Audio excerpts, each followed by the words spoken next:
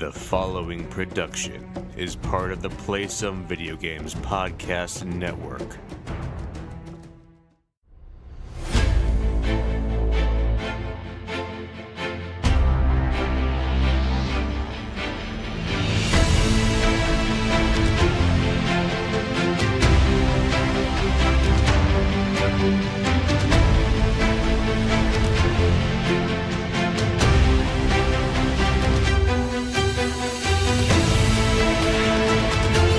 Greetings, Trash Pandas, and welcome to Bored with Video Games, the gaming podcast that strives for the right balance of coverage for games you play on your table and on your television. You can think of us as the chips and salsa of gaming podcasts. We're a proud member of the PSVG Podcast Network and a member of the Make Us Better team over on Patreon.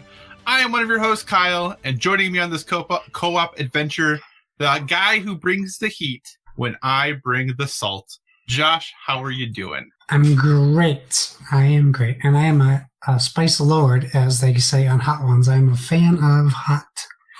So, interestingly enough, I was going to talk about dipping and things like that again, but then I decided that you get really uncomfortable every time I do that. So I was like, we will go... It makes for good entertainment. It does make for good entertainment, but I decided to go a different way with the joke today. I could go talk about food for a while before we get into the full podcast, but I have a different question for you. Oh. Before we get rolling into the full podcast. Did you buy your lottery ticket? Oh, of course I did. So is it possible that, if you win this $1.6 billion that the drawing is tonight as we're recording, that there might not be an episode next week? Is that what you're saying? Oh, there'll still be an episode.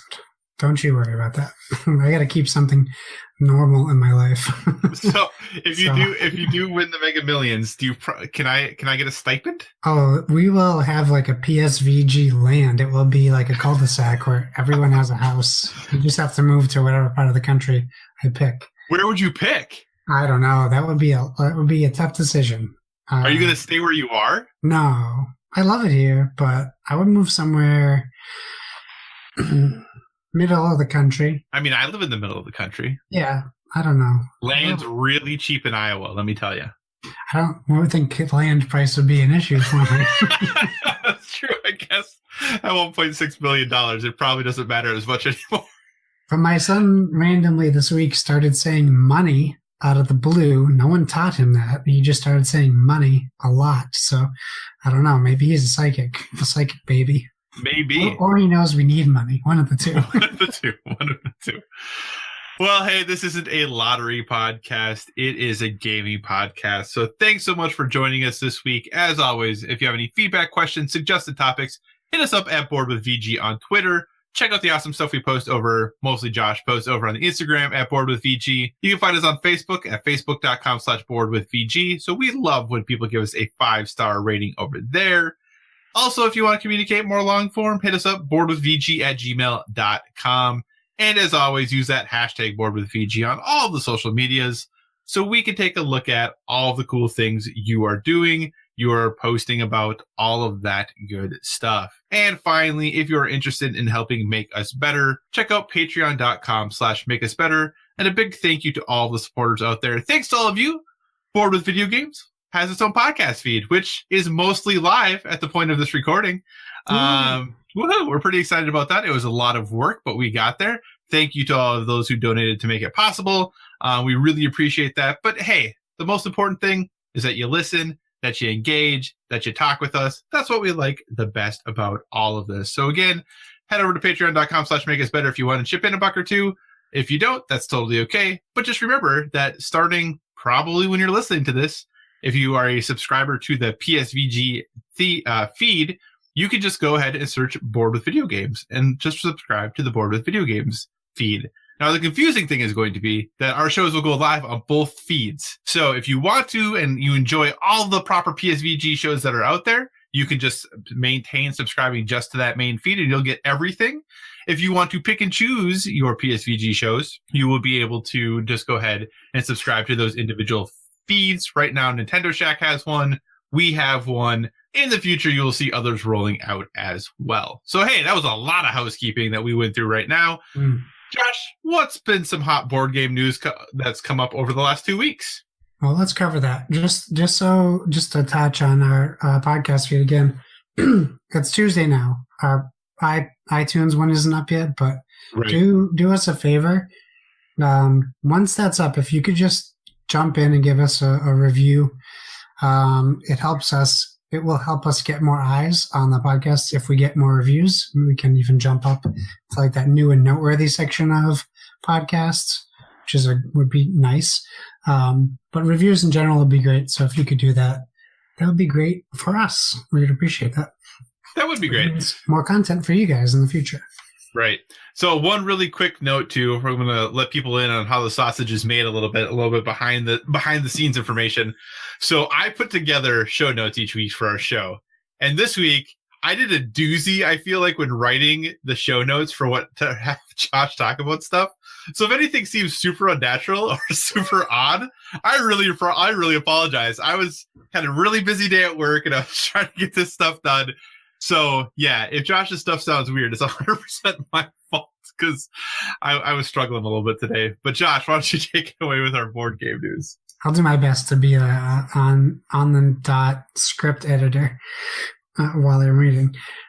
So, in September 2017, a board game app called Dized, that's D-I-Z-E-D, funded on Indiegogo, looking to transform the way we learn to play board games. Promised fully voiced tutorials, game setup guides, and a rules lookup. It would follow your game to help you learn as you played. The app has since entered early access with 3 games. Those games are Ice Cool, Blood Rage, and King Domino. I can tell you that because I'm looking at the app on my phone now because I backed Dized. Oh, did you really? I didn't even know that when I picked this. I did, yes. In the app, then entered the world of Kickstarter, which everyone who backed it on Indiegogo did get a notice about a month ago about this. Good info to have. Was not very well. We'll talk about it soon. According to the developers, the Indiegogo was to build the platform, which they have done. The Kickstarter is to expand the creation tools and build a community. After a few days on Kickstarter, Dized canceled the Kickstarter to retool, in better word, the campaign, and will be relaunching in November.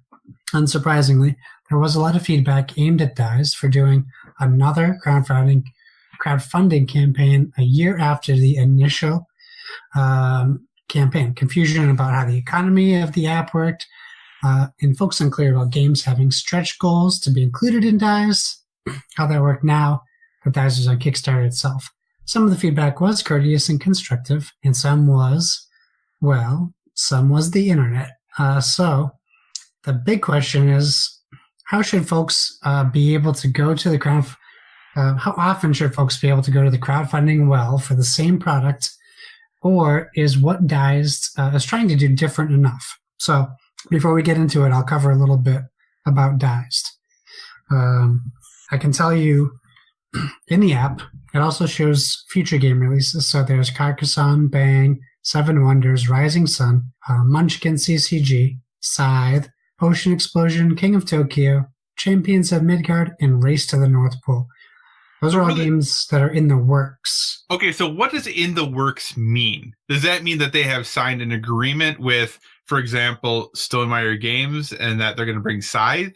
And that's it? Does it mean that they're actively working on them? Do they need the money from this Kickstarter to work on them? Like, what does that mean that they're actively in the works? So if you looked at the original campaign, it was something I stumbled onto. It wasn't super clear. One thing that I did glean from the info was they are a delivery service for product.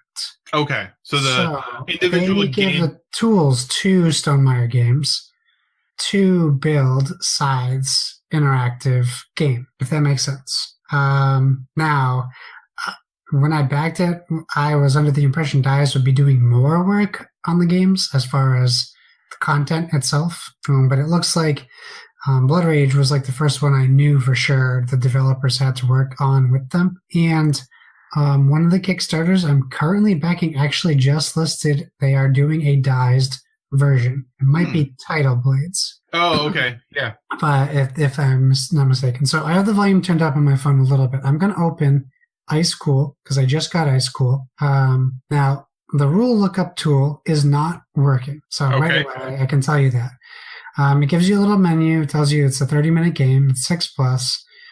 It has a little descriptor. If you click on game tutorial, it launches a game tutorial, which you can click play. It boots up as fast as I'm talking. The game is now opening. It has an animated intro and voiceover work, which is not working right now, but was working when I did it earlier.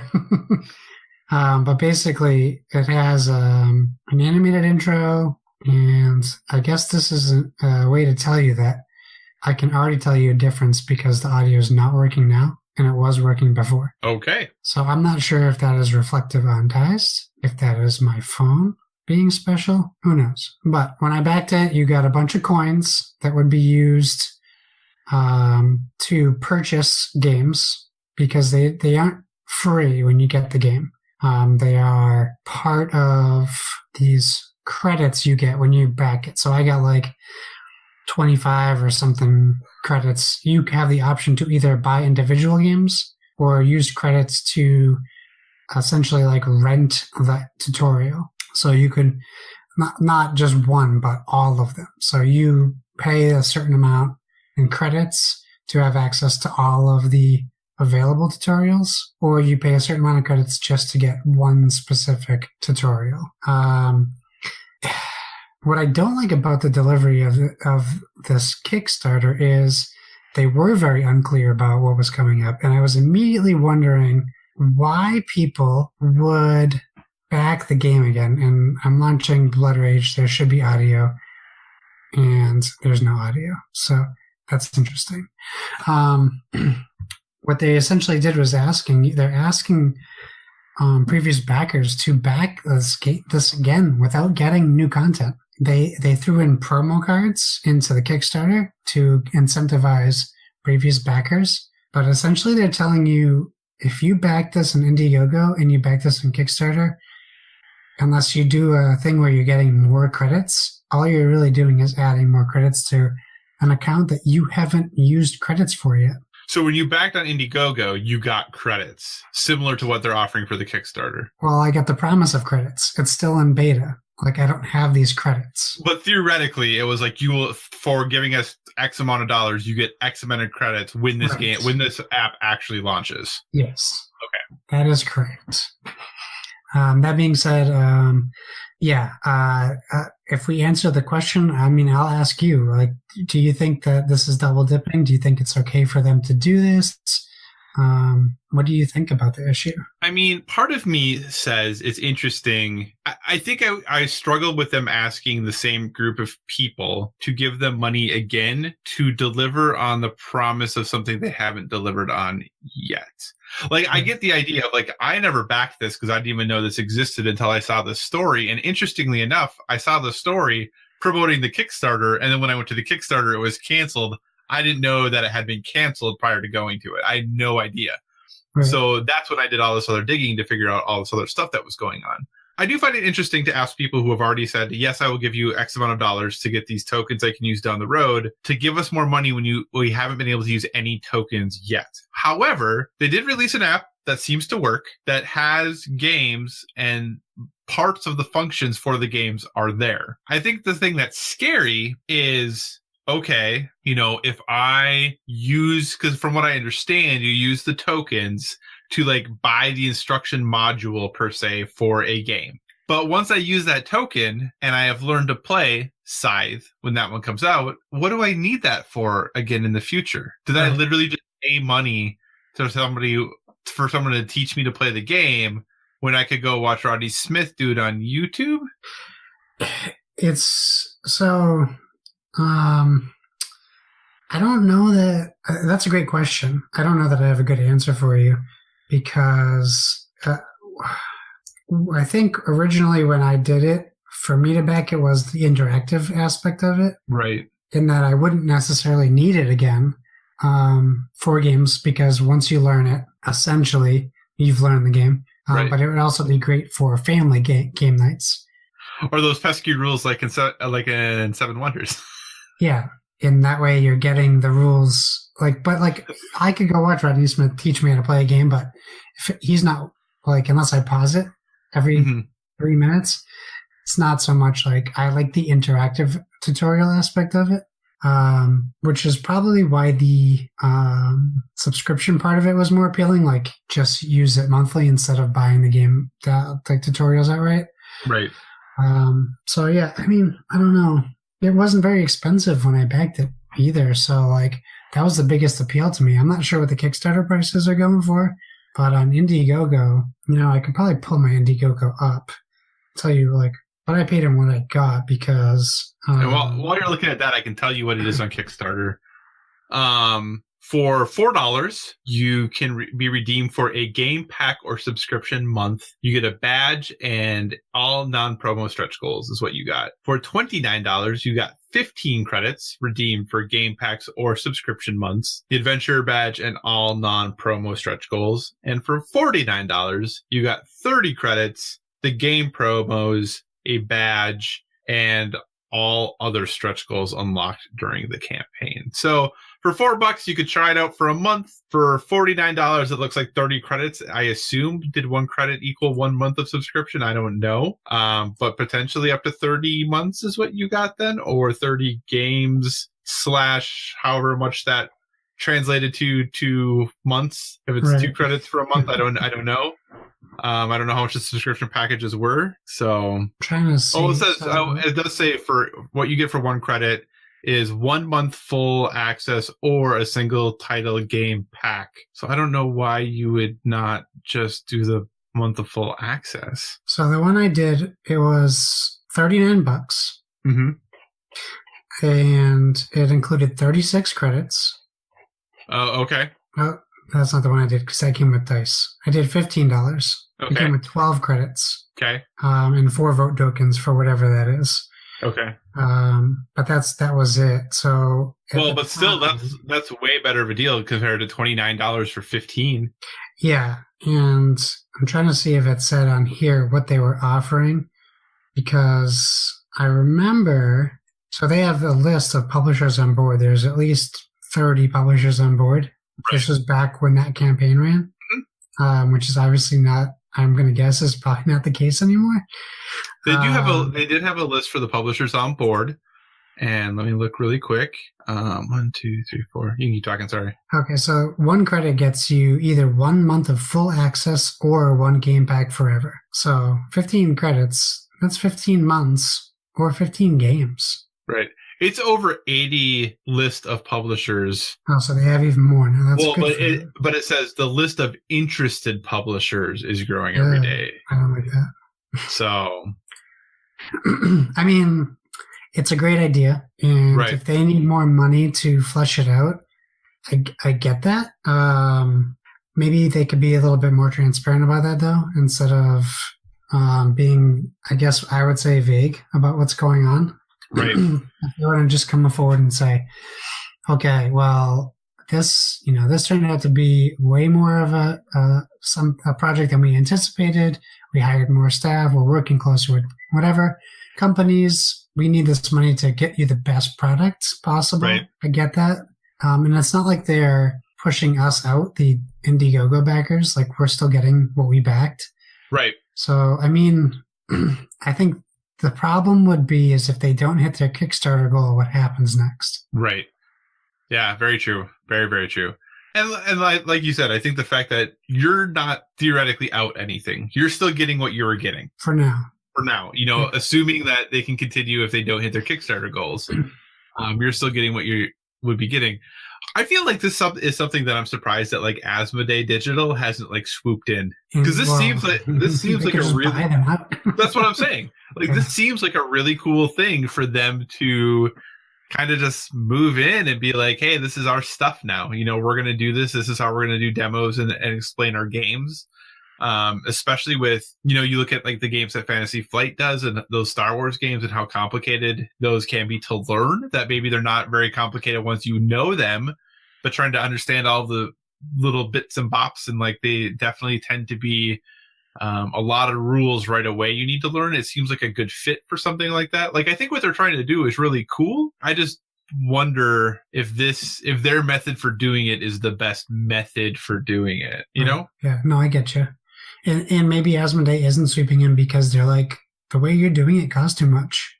We do it way smarter. Like, Asmodee's tutorials are great. They got voiceover work, they're animated. Maybe they're just like, you guys are going way too hard. Like, this is easy. So who knows? I mean, but I'll let you know once we get Ice School. I could also just do it with King Domino, just to do it and say that we've done a dice tutorial. So maybe I'll try it this weekend and report back next week about how I thought the Diced app worked. That sounds like an excellent idea. I know we only had one piece of board game news. Are you familiar with the Kickstarter or the game, The Edge Dawnfall version 1.6? Version 1.6. Have you looked at this yet? No, I'm going to look it up right now. So, yeah, I'm going to have The Edge Dawnfall. Yep. Dawnfall. So, while you look that up, we've had conversations on this podcast many times about the price of board games. Now, I will say, there's just a lot of stuff in this box. You get a lot of things in this game. But I saw this and I was like, I'm really, really interested in backing this game. It looks super interesting. I think it's really cool. The Edge Downfall, there was a version 1.0 that this is kind of like an upgrade to that first game. That you can buy just an upgrade box if you want to kind of take your version 1.0 to the new 1.6. But I don't have the original version of the Edge, so I was like, maybe I want to look at buying this game. And then I noticed it was $227, Josh. Well, kinda. But then if you want everything, it's $428. Josh, that's a console. Plus. Yeah, it certainly is. Well, and the shipping is like not cheap either. It's like $50 for shipping because it's, if it's coming from Europe. We live in the United States. I understand not everyone does, but it's like $50 for shipping. Yeah. And it was funny because I was showing this to my wife and I was like, oh, look at this game. Look at how cool it is. Look at all these awesome minis that it comes with, yada, yada, yada. And she goes, this game better never show up at our door. And I was like, well, all right. I guess how I know how that one is going. But if you are interested, listener, and you want to check out what looks like a very cool game, I definitely recommend checking out the Edge Dawnfall. There is a Kickstarter. There is a picture, just a little bit of a scroll down, which I think is with one of the designers sitting in front of the board with all of the stuff. And this game is massive. It is so big. It is so huge. Craziness. Yeah, it's real big. It's also the Kickstarter is also only open, I think, for 2 weeks. So very short Kickstarter. They're already way funded. They're already over $600,000. So they are easily funded at this point. Not having any issues with that at all. But I just thought it was very interesting that as we have talked about the price of board games and are they getting too expensive? Seems like maybe the prices just keep going up. Yeah, that's a lot of money, which has pushed me away from a lot of Kickstarters that I really wanted to get. So, I mean, would this be a game you were interested in if it wasn't as expensive as it is? Yeah, I mean, it looks cool for sure, but I'm sorry, like I can't get behind something like that. I know, because you canceled your Horizon Zero Dawn Kickstarter, right? Yeah, unfortunately. You know what? I did it as well. I couldn't. So I was like, I can't do this price. I just can't. Yeah, it's getting too much, and it's unfortunate, but I mean, when you look at stuff like how much people are paying for video games, and it's not necessarily just board games, it's just the industry's moving towards more realistic expectations for cost. And yeah, absolutely. The problem is when you do get board games, quality, depending on the games, can still be a risk. Mm-hmm. And when you can't see a game and you're kickstarting it and you don't even know if you're getting it, like the Evil Dead game, that's the biggest risk. It's not spending $250 on the Horizon Zero Dawn board game. Like, if you know what you're getting, if we didn't read all these things like subject to approval or whatever, or right. like coming out for 2 years, a lot of things can happen to the economy, to a board game company, to your economy, your personal economy. Like a lot of things can change. So there's so many other things contributing to that price point where I could go get a PSVR at Target instead of bagging Horizon Zero Dawn. Yeah, you absolutely could with 2 games. Right. So we still live in that world of instant gratification. So right, you have to weigh the options on where you want to land on something like that. Interestingly enough, I think the thing that swayed me was playing Everdell, which I'll talk about next week. Because there's a Kickstarter game. It's going to be at Essen, I think, where you can buy it for like in store, but like it was a Kickstarter that I backed. It wasn't very expensive. I think it was like $45 or something like that. And that game is amazing. It's so good. And I'm really excited to talk about it next week.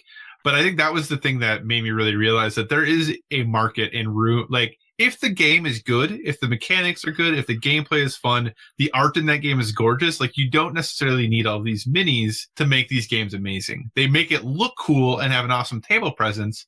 But Everdell has an amazing table presence, looks amazing. And the gameplay is fantastic. So like, I think that was the one that sealed the deal for me that yes, you can have really, really good games at $250 that are probably quote unquote worth $250. I don't think that these companies are trying to make a mint off of people when they're charging these, because heaven knows from everything we've heard, making miniatures is really expensive. But you can also have a really excellent game and great time with a $45 game. That still looks good and has good quality components and does things right. Like Everdell might have my favorite components of any game ever, but I'll talk about it next week. Nice. All right. So enough of that board game news and how much things are. Let's talk about some video game news. And as we are recording, Fallout 76 is having its beta right now on Xbox.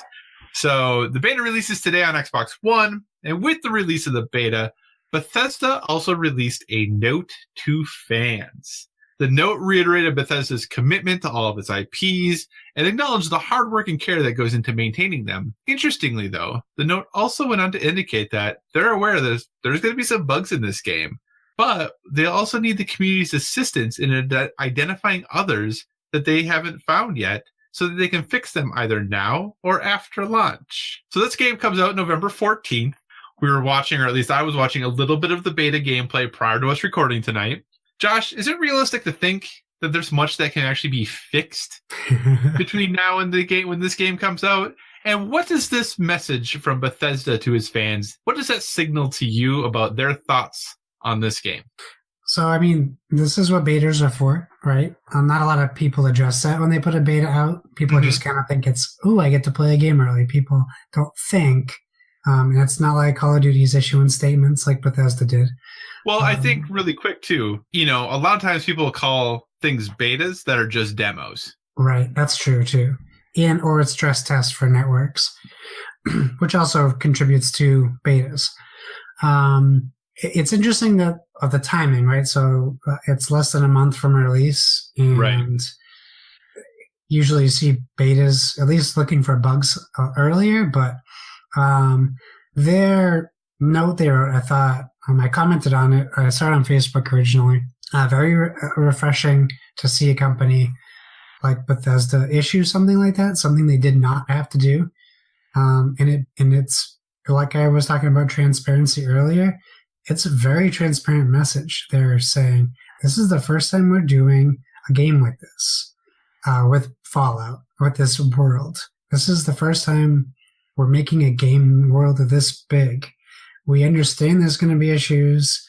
We're doing our best to work through them. And anyone who's played an MMO can relate to probably what's going to happen with Fallout 76. There's going to be bugs. It happens.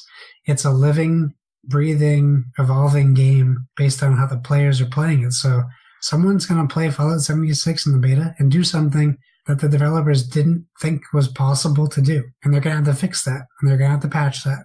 And then maybe 1 million other people do something like that. Or maybe just 10 other people. That's really what will depend on, how much work they have to put into this game. And how long the beta will run. And if they have to delay the game and all these things. So it's better, if you say things like this, it's better than putting a game out and then apologizing for putting out a day one patch.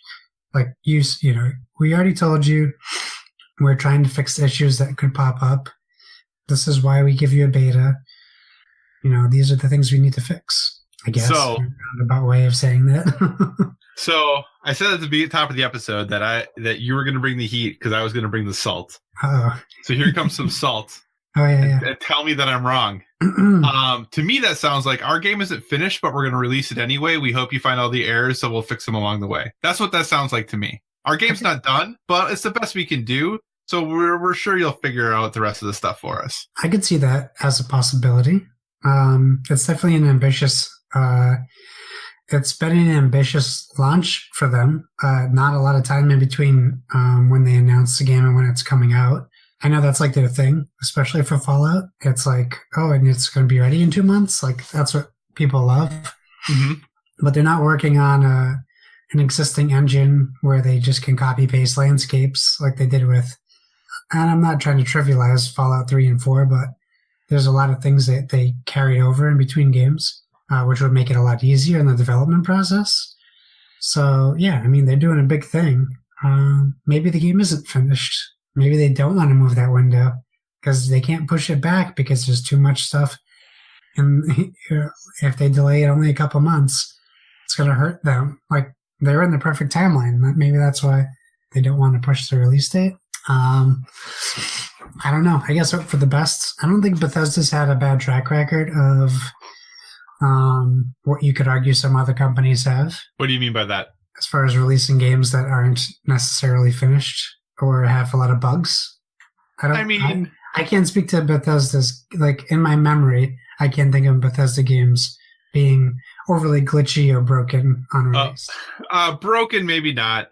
There definitely is a little bit of Bethesda jank that occurs, and most people refer to it fondly as this cute little thing about Bethesda games that sometimes they're kind of not broken, but they have a little jank to them sometimes. And okay, so that's Kevin would be a great person to ask about that. Okay, yeah, that's just not my experience then.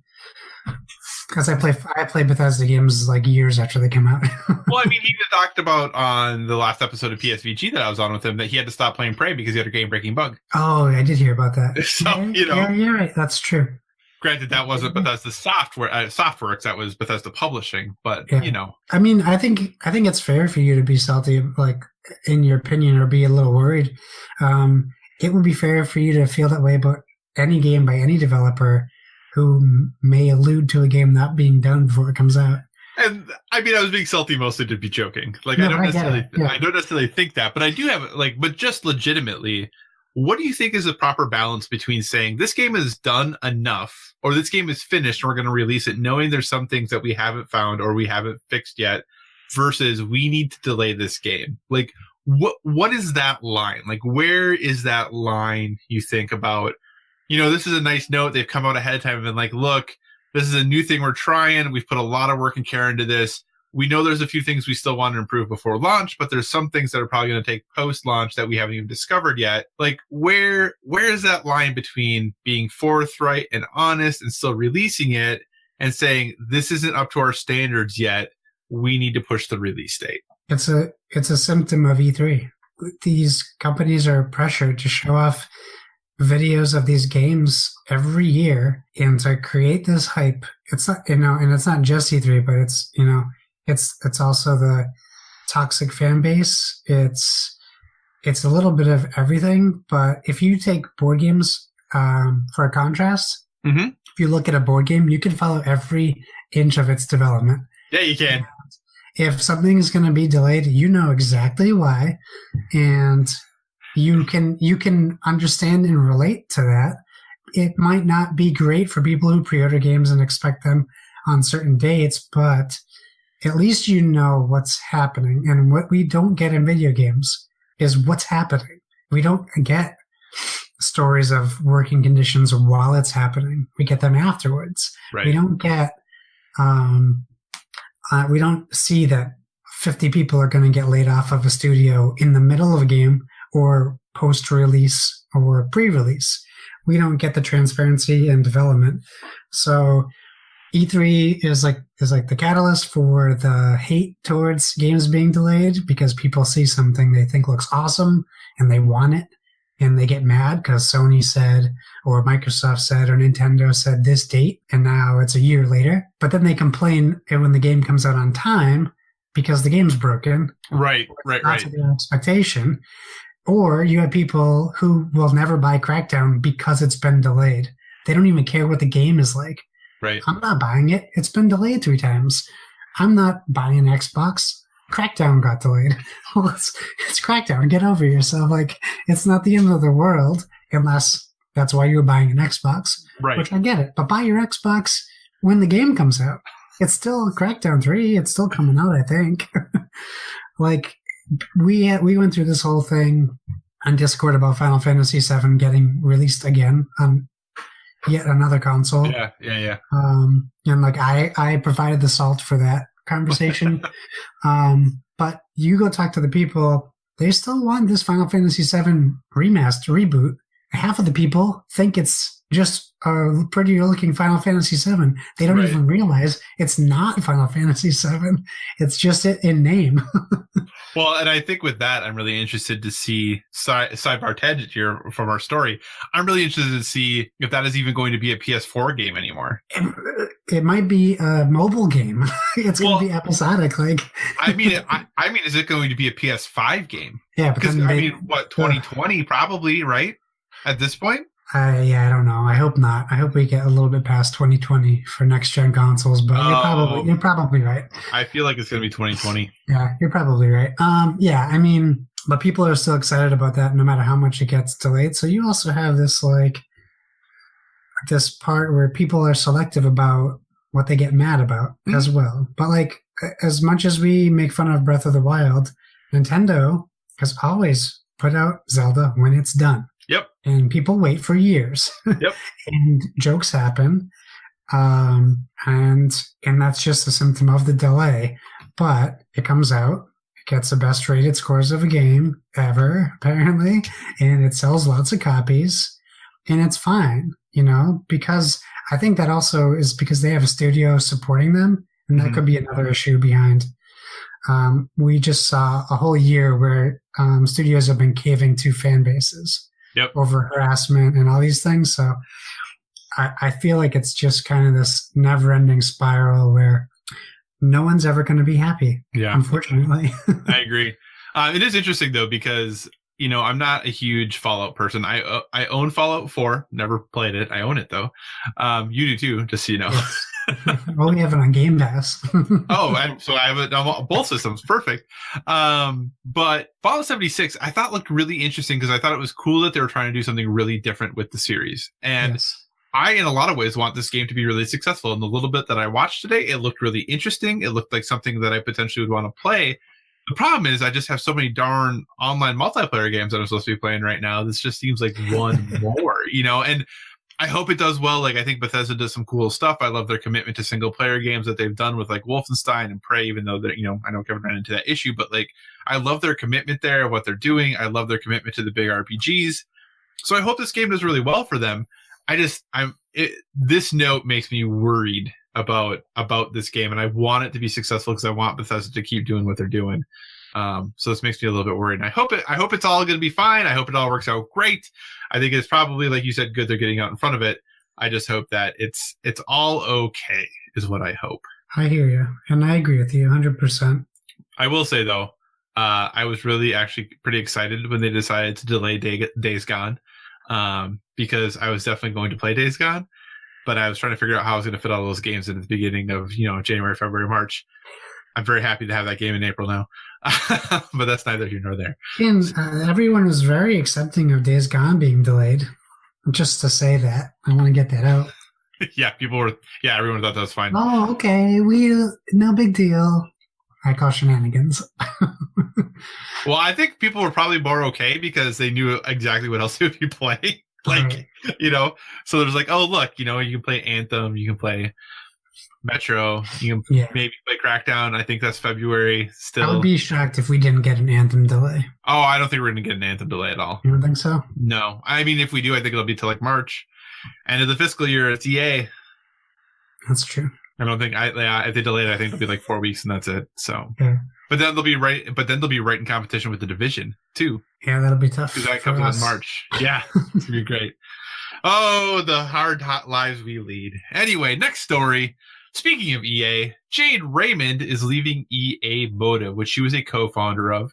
As the studio there continues to work on the Star Wars game, it took over from Amy Hennig and the folks at Visceral before EA shuttered that studio.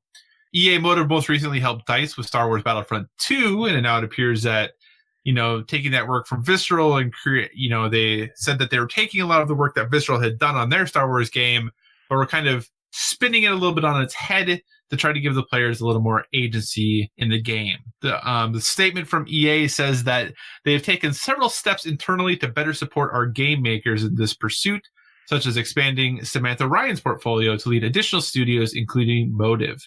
Samantha is known for driving creative design and supporting game teams so they can bring their visions to life. She's a deeply experienced game maker with a gamography that spans The Sims to Batman Arkham City to No One Lives Forever to the highly anticipated Anthem. With this change, Jade Raymond has decided to leave Electronic Arts. In her time with us, Jade helped to build great teams, and our projects underway at Motive and other studios continue unchanged. So, Josh, here's my question for you. When I first heard the news that Jade Raymond was leaving EA, I thought she was leaving, and as a result, Samantha was moving in. Samantha Ryan was moving in to take over Motive. But it sounds like, actually, from the statements, that EA was like, yo, Samantha Ryan, we're giving you Motive. So then Jade was like, all right, deuces, I'm out. Yes, it sounds like that. I was surprised by the statement, not by the headline.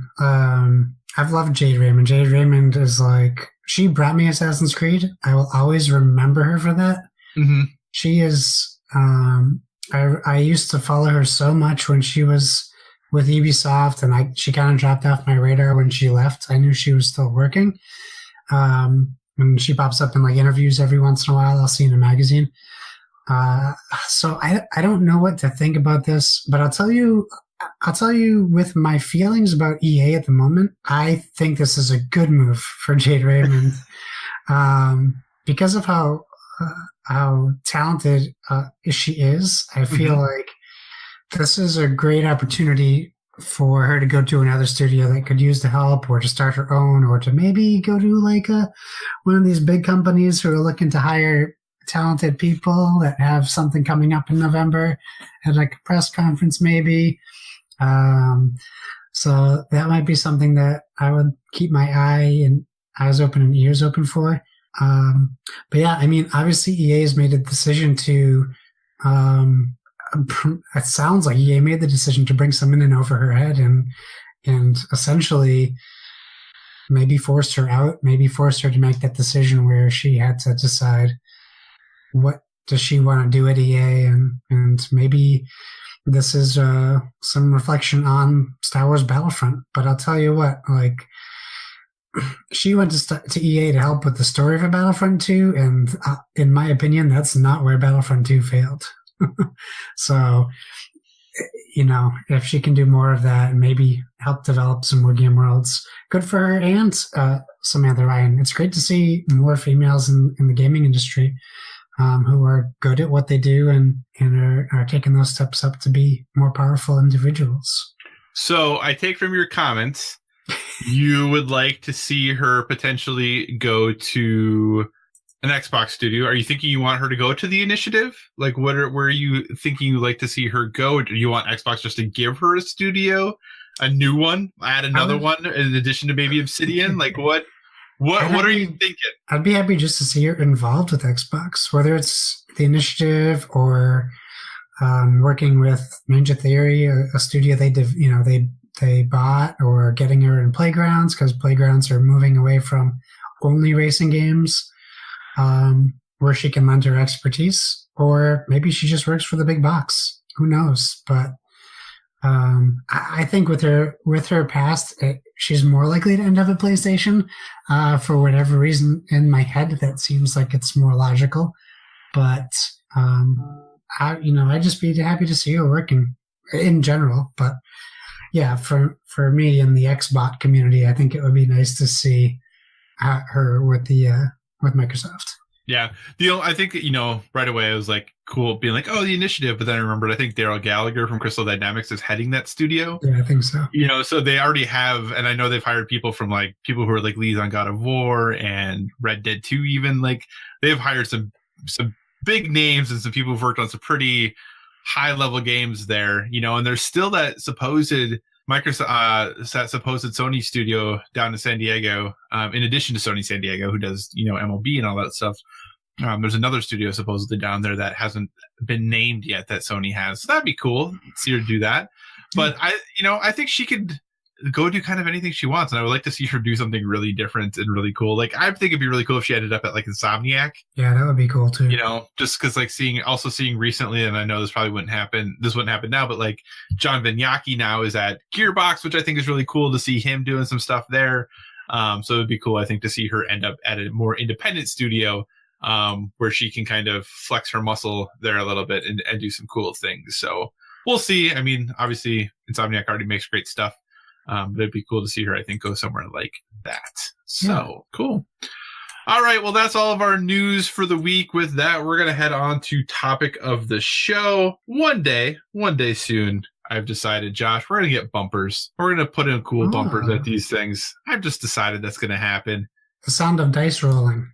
Maybe the sound of dice rolling for the board game news. The sound of nice little pew pew for the video game news. I don't know. We're going to get bumpers.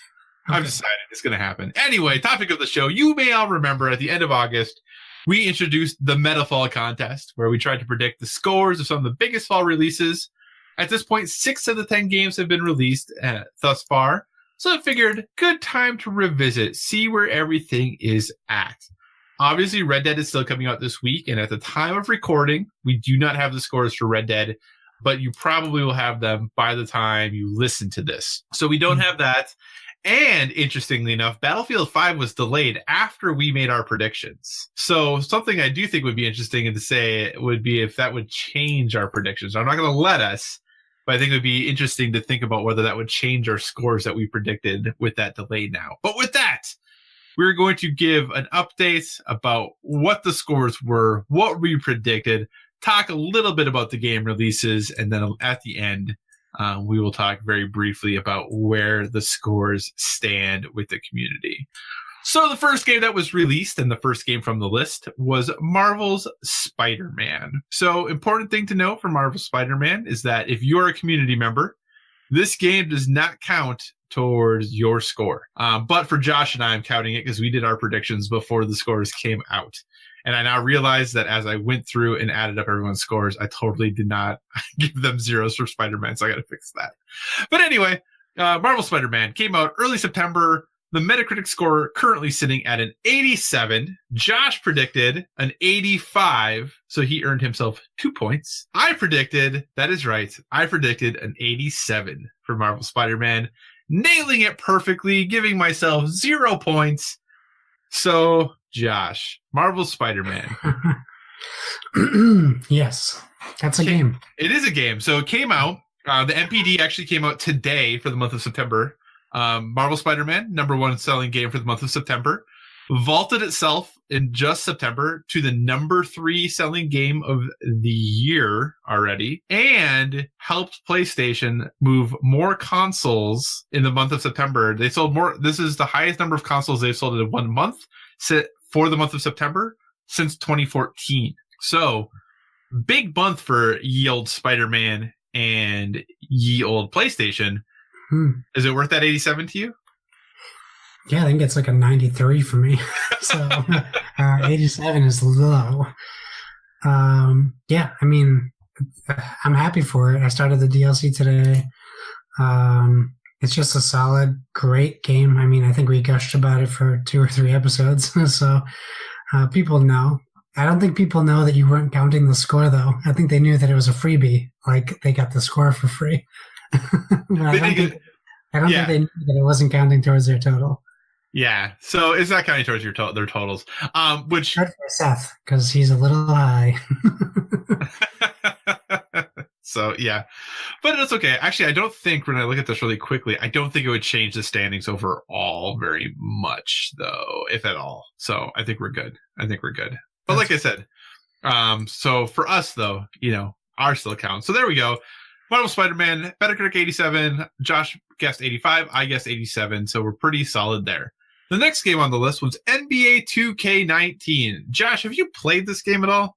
No, since my Nintendo and SNES days, there are not a lot of basketball games I play.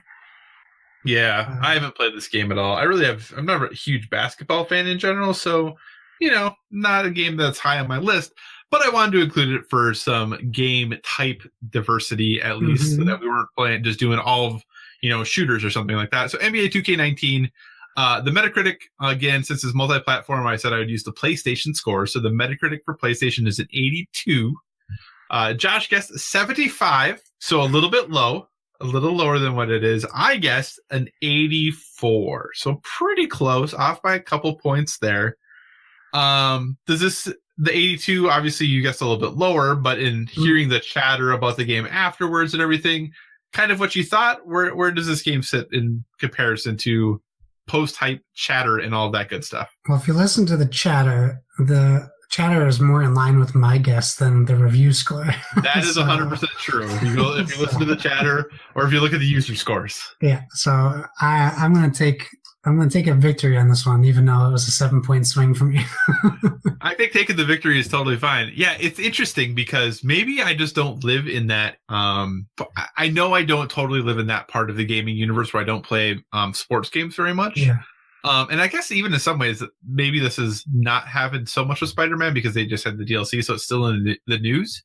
But I feel like we move on so quickly from games these days. Like, I remember when NBA 2K19 came out, and I remember listening to podcasts talk about it, and I haven't heard a word about it since then. Yeah. And like I said, maybe it's just the circle of gamers I run in, but I haven't heard anyone talk about it. Well, I think either NBA Live came out after, or it's getting more highly reviewed, because I hear way more about NBA Live than I do about 2K. Interesting. All right. So that was the second game. Again, NBA 2K19, an 82. I guessed 84. Josh guessed 75. Interestingly enough, because, I just wanted to include it in there for fun, on Xbox, it scored an 83. So actually helping you out that I went with the PS4 version. Yeah, for this one. For this one. Yes, for this one.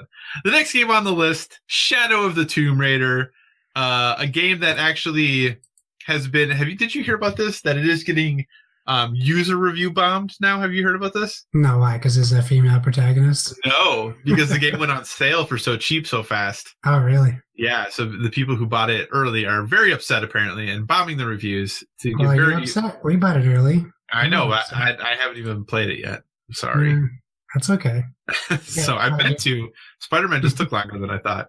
But anyway, the Metacritic for this one, and this is going to be one of the ones where it's interesting, because again, going off the PlayStation score, the Metacritic for Shadow of the Tomb Raider on PS4 is a 76. You guessed an 85. I guessed an 83. The Xbox one actually was an 83. So if we were going by that, I would have nailed that one as well. But we didn't. We're going by the PlayStation score. So that was a pretty big ding for both of us. What do you think about the general tone and feedback about Shadow of the Tomb Raider? Surprising to you?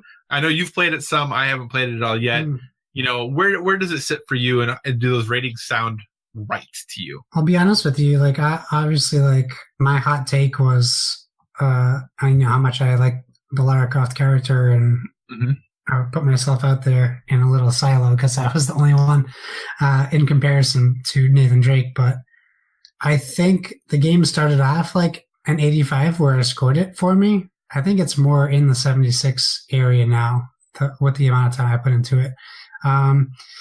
What seems like is going to be a game of great character development turns into no character development, which, when I started talking about how excited I was to learn more about Lara and see how she's developing, it really kind of petered out after the first half an hour of the gameplay. So, it's a gorgeous looking game. It is what it is, but I think that the reviews kind of nailed it on the PlayStation. I'm not really sure what the deal is with the Swing, the Xbox Swing, as we'll call it, because there's another game or two that have that. But actually, every game that was multi-platform rated higher on Xbox than PlayStation. Yeah, so that's interesting. But it's still worth the game. I'm not in the camp of if it's not an 80 or higher, it's not worth playing. I know there's people in that camp, but I still think games in their 70s are still worth playing. It's just if you want to spend, $60 to $100 on them is where that difference is for me. Right. And I'm actually still really looking forward to playing this game. I think once I finish up, going to play the Spider-Man DLC, get back to Assassin's Creed Odyssey. I don't know if I'm going to play anything much else. Like, I know Red Dead obviously is coming, and I haven't decided whether I'm going to play that or not. The only other game I have ordered, which is funny, is I have Persona 3 and Persona 5 Dancing All Night that are ordered, that are coming early December. But outside of that, I don't really have anything. And I would like to get Shadow of the Tomb Raider played before the end of the year. So, to at least hopefully talk about when it comes to favorite games of 2018 to see if it makes the list. Because I like the other one so darn much. Yes. But yeah, so 76 is the Metacritic score. Again, Josh gave it an 85. I gave it an 83. Definitely one that we missed the boat on a bit.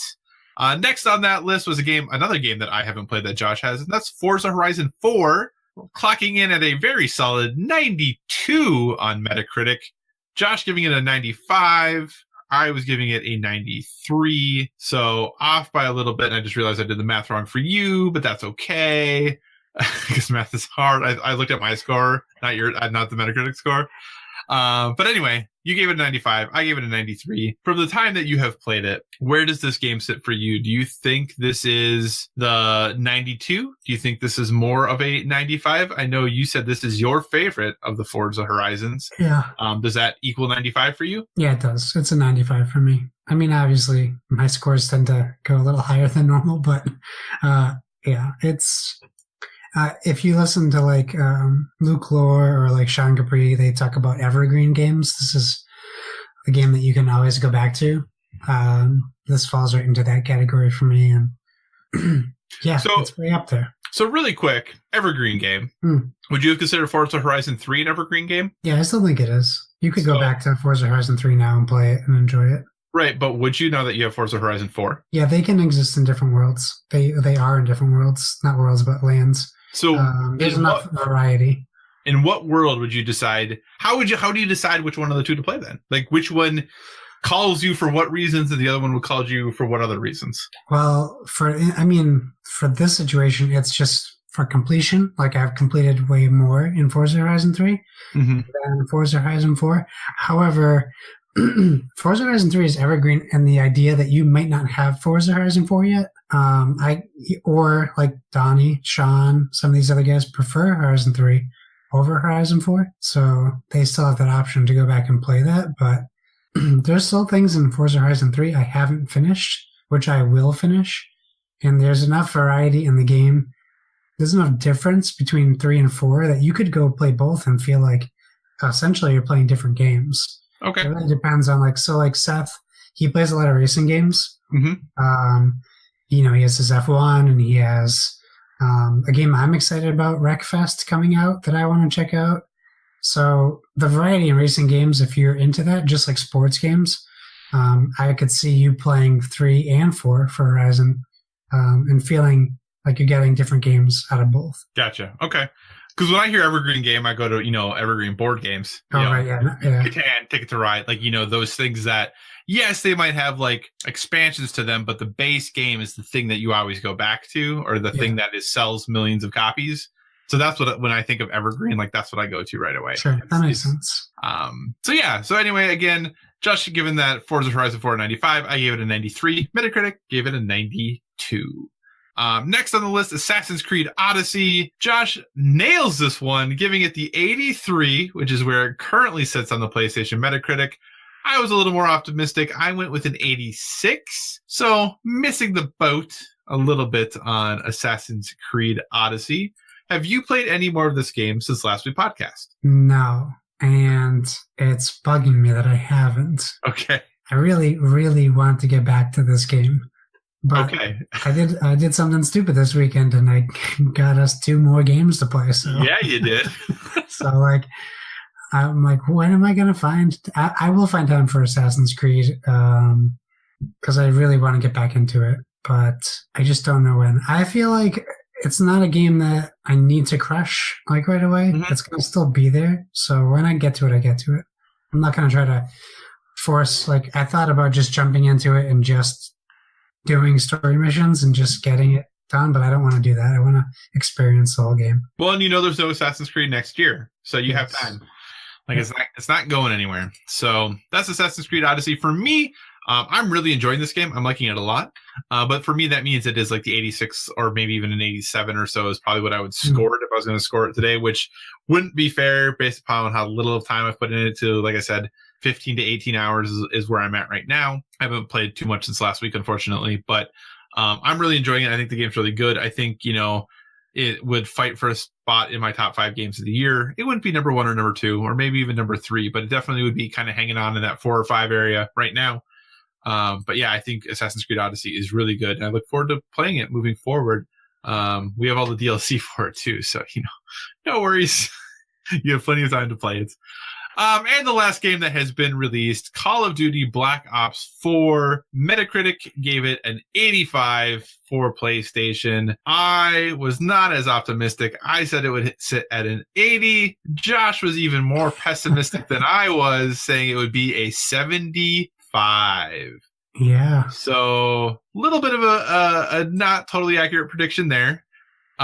We have this game now. We've played it a little bit. I should own up to my hypocrisy and say I bought it. You did buy it, even though you talked about how nobody should buy this game. Nobody should buy this game. Except you. Now that you've played it some, though, what do you think? Is it a 75? Is it an 85? Is it something else? It's not. I'm not comfortable giving it a score yet. I will say I'm enjoying it more than I anticipated. However, it is very early, and it will probably do what multiplayer only games do to me, and it will eventually bear out its welcome. Kyle and I went back and forth on this. It was like a FOMO issue, and yeah, that's a problem with the gaming industry and the gaming patrons, myself obviously included. But we were getting it was a lot of good buzz about this game, and I will say, without wanting to agree on a score, I'll say that I think the buzz is spot on. I think there's a lot to be excited about in this game. Mm-hmm. And Kyle and I have only played multiplayer. We haven't tried zombies yet. Actually, I played some Blackout. I got to 11th place only because my wife walked in front of me while I was in the top 11, and I was killed while she walked in front of me. But you got experience at least, because it's top 15. Experience. Because it's top 15 in solos gets experience, right? Sure. I think so, because that's one thing I think is really interesting about it is that they have 3 separate progressions, mm-hmm. and for Blackout, like, you have to win or do well, or you just don't get, like, you get almost no very, very little experience for killing people. It's like, to progress, you have to finish top 15 in singles. I think it's top 10 in duos, and man, it might even be top 5 in quads. But like, you have to do well to get experience to level up. Nice. I didn't know that. That's good. I like that. So yeah, that's. I mean, what do you think? What do you think of the time you spent with it? I've only played the multiplayer. I played like the Blackout beta, but I haven't played it. Mm-hmm. Now in final release, and I haven't played zombies. I have some excellent memories of zombies back in the day when zombies was a far simpler thing that it is today. Yeah. But I do want to try it out and kind of give that a whirl. But I had a lot of fun. We played multiplayer together. I played mm-hmm. a few games by myself before you got there. Those games did not go well. I really struggle in games when I cannot create the loadout that I want. And you can't create custom loadouts in this game until you get to level 5. Luckily, it was double XP weekend, so that only took a couple of games to get to level 5. But from that point on then, and once we started playing together, I had a lot of fun. It brought back a lot of the really good memories as to why I used to spend, literally hundreds and hundreds of hours a year playing Call of Duty. It's a good time. The multiplayer, still feels really good. There's a couple things that I got to get used to. Those dogs are really strong. I feel like there's a couple of the operators. What do they call them? Oh, I don't know. I can't remember the different the different people you can be. Specialists. Specialists, thank you. The different specialists you can be. I feel like there's a few that are definitely stronger than others right now, and maybe that's just because I am a noob and I don't know how to use all of them very well yet. But I'm really enjoying it. I have kind of found the specialist and the loadout that I like, and I am making good progress. And I, go into the games, and I've always been one of those people who I never get a lot of points. I'm not the person who's going to be at the top of the leaderboard, but you can pretty much guarantee I'm going to have a positive kill to death ratio. And that, other than the first few games, which went really poorly, that is definitely where I am at right now. It's also kind of like a little bit of comfort food because so many of the maps are reskins of old Call of Duty maps for multiplayer that like there are a few maps I'm like, I know exactly where I'm going. I know exactly what I'm doing. I know, I don't have grenades because of the pick 10, but back in the day, like I would have thrown a grenade here, then I would run around here, and then I would have done this thing. And like, all of that is still there. The flow of the maps that are those reskins feel really good. So yeah, I'm really enjoying my time with it far more than I thought I would. I kind of want to go play right now. I had a lot of fun with it. So again, Call of Duty Black Ops 4, Metacritic gave it an 85. I said it would get an 80. Josh said it would give a 75. So really quick before I go over total scores with where we're at, theoretically, the next game that was supposed to be out that isn't out now is Battlefield 5. Because it got delayed. I had said it was going to get an 89. You had said it was going to get a 90. Yeah. Do you still feel that way since the game was delayed? I don't know that the delay will affect the score, but I'm feeling like 90 was shooting for the moon on that one. But mostly because I'm such a fan of what I saw in the beta. Right. So I'm still hoping it's a 90. I just don't know that we'll... You know what? With Call of Duty being an 85 and an 88, 90 is attainable. Yeah, it definitely is. It definitely is. I mean, we got to see that Battle Royale mode. Otherwise, people aren't going to buy it, apparently. Right. That is true. No, I get to play on November 9th because of EA Access. So I get almost like 2 weeks early. So I'll be able to get some impressions. Gotcha. Very, very cool. All right. So right now, between Josh and I, the score differential, I am currently, and who knows, because there's some big hitters at the end of that are still remaining on this. I am currently sitting at 18 points, and Josh is currently sitting at 30 points. I'm killing you. I'm beating you so bad. If only that's the way that worked. If only that's the way that worked. For the community, I did quick math, and I was really excited because at first I was like, oh, you know what? I'm in first place overall because I had done so good. But then I forgot about the fact that we're giving the first 2 games to the community for free. So Spider-Man and NBA 2K don't count. So if they counted, I still would be in first. But since they don't count, I'm not in first anymore, which now makes me feel bad. So in first place for the community right now is Mr. Mike Doherty is sitting in first place at 14 points. Second place then is, I believe, actually Donnie Reece at 18.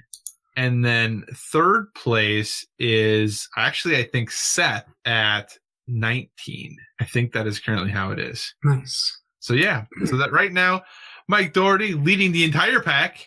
But I would like to point out that, if we were counting the scores of NBA 2K and Spider-Man, I would be leading. But since we're not, for you all, I guess technically you can lead. But that's the update on MetaFall, kind of where we're sitting at. We will do a final update in mid-December once all of the games have been released. Big couple reminders I want you to know about the MetaFall contest is I will look at the scores at one day in December at the end. So if any of these, like if for whatever reason, if Black Ops review score moves a point or two, which probably the other ones won't at this point. But if any of these scores move 1 or 2, I will do one date in December and say, as of this date, this is the score, what all the scores were. And that's what I will do for my final one. So just be aware of that, this might slightly change if any of these scores that are out here right now change a little bit. And then, that'll be that. And we will announce a winner and they will get the video game from this group of 10 of their choice. But also we want your feedback. If this is something you enjoy or you think this contest is cool or you didn't have a chance to participate in the fall, we're looking at doing this again in the spring. There are a number of big games coming out this spring. Kingdom Hearts 3, Anthem, and then some games that might be really interesting to see what they score as far as Crackdown and Days Gone. You have Anthem coming out, The Division 2, Devil May Cry 5. There's a lot of really big games coming out this spring. So we're looking at doing this again in the spring. So if that's something you'd be interested in, let us know. It's one of those, long-winded contests that we'd have scores due probably early January to mid-January, and then running it through probably the end of April or into early May, depending if any other big release dates come out. So just be aware, this is something we're looking at doing. If it's something you'd be interested in, let us know. And that way you can potentially be up for round 2 of winning a free game with Meta Spring. So with that, Josh, emails. What do we got? Or I guess questions, because it wasn't an email, but questions. What do we got this week? Okay, well, we didn't first. Just an honorable mention. We did get a topic idea from Splig, which we'll probably run with at some point. So keep your eyes out and keep your ears out for that. And we did get one question. It was from the Nintendo Shack podcast, who were at Shack Life. Congratulations to them as well. They have their own feed, which Kyle mentioned at the top of the show. So go on over and subscribe to the Nintendo Shack and listen to get all your Nintendo goodness and okayness. So the question / statement is, well, yes, we would like to ask a question. With hashtag Pokemon Let's Go coming soon and the explosion of hashtag Pokemon Go in popularity, do you think we'll ever see a new Pokemon Master Trainer game? Have you guys ever played one of these? They always seem to have one big flaw with every release. He included a picture. I had never heard of this game. So I, one, didn't know that there's multiple versions of them, and two, that they released with flaws. So, but for people who aren't seeing a picture, it essentially looks like a Pokemon board game.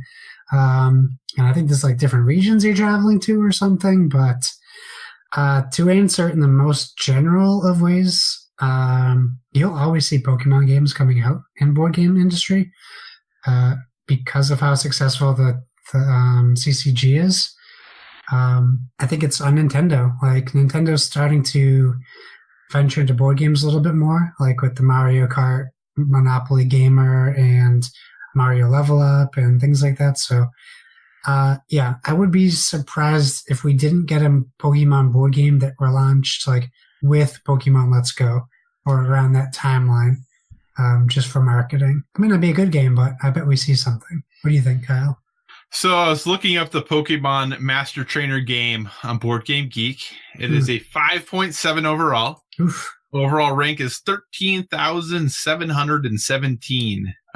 Published, it looks like it might be is this a Hasbro game or Milton Bradley? Publishers Hasbro, yep, and Milton Bradley. So yeah, there you go. So part of me is actually kind of surprised we haven't seen more of this. And I feel like, yeah, like you said, it seems like a good time with the Pokemon craze, either this year or next year, when I know that, you know, the Let's Go Eevee and Let's Go Pikachu are kind of supposed to be the quote unquote holdover titles until the full Pokemon next gen game comes out next year. I think maybe then would be a good time to do it. And I think that they could do a cool thing of releasing a board game that incorporates whatever the next generation of Pokemon are going to be that you're going to see in the full RPG that's released next year. I'm surprised that there aren't more of these, and maybe it's because the Pokemon card game is just so darn popular that they haven't been able to translate that into a board game success. You see that with Magic the Gathering. Magic has had a couple board game iterations. None of them have been super successful, and maybe they're just really happy with how the card game is going, and they just want to keep their energies focused there. And they don't want to confuse the consumers. They don't want to, risk having maybe any of those kids who are playing Pokemon cards to go and play a Pokemon board game and then never need to buy Pokemon cards again. Is that too conspiracy theorist? I don't know.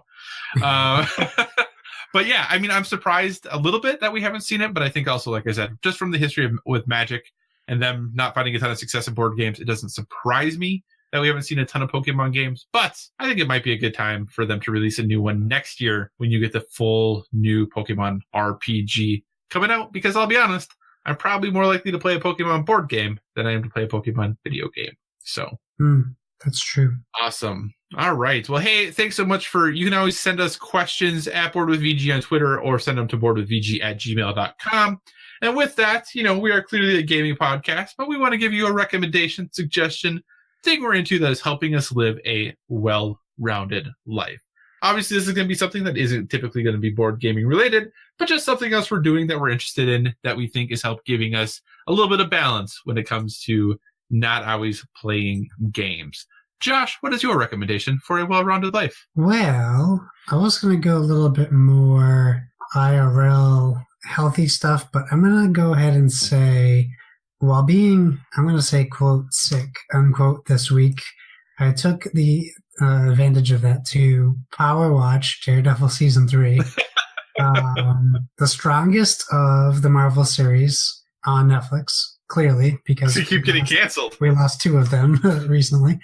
I still love Jessica Jones. I haven't finished Season 2, but whatever they're doing with Daredevil, the writing is just so well done, and it's come a long way since Season 1 as far as the action stuff goes, and you couldn't find a better villain in even the MCU than Kingpin. He outshines every villain we've seen in every Marvel movie, with maybe the exception of Thanos. He's such... The acting from Vincent D'Onofrio is incredible, and the writing for him is so strong. And the fact that he alluded to on Twitter that Kingpin could be a potential villain in one of the Spider-Man movies is the coolest thing that he did in recent history. How many episodes has he been in between the 3 seasons? So he's in all of Season 1 and 3. Okay, he was not in Season 2. Right, so like 20 episodes? Yeah, 24 to 28. Okay, so each episode's an hour, right? Yes. So is it really fair to compare a villain you've had 24 plus hours with to villains you get 2? No, but as far as the context of the character, that's the only reason why I would say that, the way it's written. So you're right. It's very possible that Ronan, the Destroyer, could be a better villain than Kingpin if he had 24 hours of content. I think 24 hours of Killmonger might be pretty sweet. See, I'm 100% on the other end of Killmonger. That's fine. You could be wrong. Yeah, that's what I do. Actually, I will say, I'm not a fan of... I'm a fan of Michael B. Jordan. I'm not a fan of what they did with that character. Okay. From the comics. That's cool. And I have no comic connection, which is fine. But yeah, I'm such a big fan of how they did. They could have made Kingpin a character they killed right away. They could have made someone you didn't see much of. They could have totally miscast him. Like, I think they hit the nail on the head for every part of that character. Awesome. So that is Daredevil on Netflix. You'd recommend the whole thing, I'm assuming. Yeah, but if you're caught up, I mean, make some time for Season 3 because it's incredible. Awesome. Very cool. I am also going to stick with the Netflix train. I'm going to recommend something that has, I think they're on Season 5 now of this show, but they're short seasons, like 5-6 episodes, very short. And that's wow, I'm struggling right there. That is a show called Chef's Table. As you may or may not know, obviously I talk about food a lot on this podcast. That's because I really enjoy food. I enjoy it a lot. I love to cook. I love doing all of those things. And Chef's Table is a really cinematic look at the world of food and the world of chefs. The first season, they start off where the first season is they're like talking about like the Michelin star level of these restaurants and really talking to really high level, very, these restaurants that most people can never afford to go to, very fine dining places that are eating things that like are served on logs and look weird and like all of that stuff. Like it is definitely looking at the fine dining side is what season 1 is. But they really have done a nice job of progressing the series so that each season tends to have like a focus now. Season 4 was focused all on pastry, which was really unique for them. And it was really cool because season 5, the most recent one, was talking about people who have done their best to reclaim the food culture of their countries. Huh. So it's really cool. So it's talking to people about one of the episodes takes place in Thailand and it's talking about what is Thai food actually? Like, what is it supposed to be? What is traditional Thai food? And who are the people and who is like in that one, who is the main chef trying to quote unquote save or bring back or retain the authenticity of Thai food in Thailand. So it's a really cool look at these chefs who are very, very much trying to save what it means for their food culture in countries that are tending to lose some focus or lose a little bit, where they're, I don't want to say westernized, but they're not as focused on their food traditions as they used to be. So it's a really interesting, very cool show. It's shot beautifully. I never skip the intros to it because the intro credit is very good. It's always very cool to watch. So if you are into food a lot, or you really are into the stories of people, because it's about food, but it's really about the people and why food is so important to them, I definitely recommend Chef's Table on Netflix. Nice. So yeah, Josh, what do you say, sir? Why don't we wrap this show up? Yeah, let's do it. Thank you, everyone, for joining us. Remember, you can find us on social media at BoardWithVG. Use that hashtag BoardWithVG. We're also on Facebook, facebook.com/BoardWithVG. We have our wonderful email, boardwithvg@gmail.com. And now, excitingly, please start looking for Board with Video Games on all of your podcast networks. Just a just a quick search for Board with Video Games, and you can now subscribe to just us if you want. And please go on there and leave us some reviews. I mean, we prefer 5-star reviews, but if you want to be honest, you go ahead and do that. Do what your heart tells you. I'm sure that's in a Disney movie somewhere.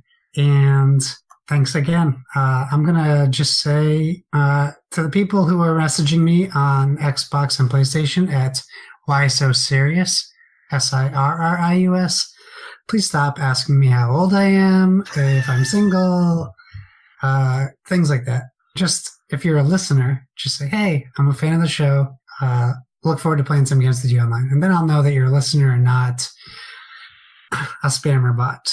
So that's always fun. It's happening again. We get these in waves. So welcome to the new wave. Yeah. Kyle, where can people find you? Well, you can find me in all the usual places: Twitter, Instagram, PlayStation Network, Xbox Live, Board Game Geek, all at Psychocross, CYCOCROSS.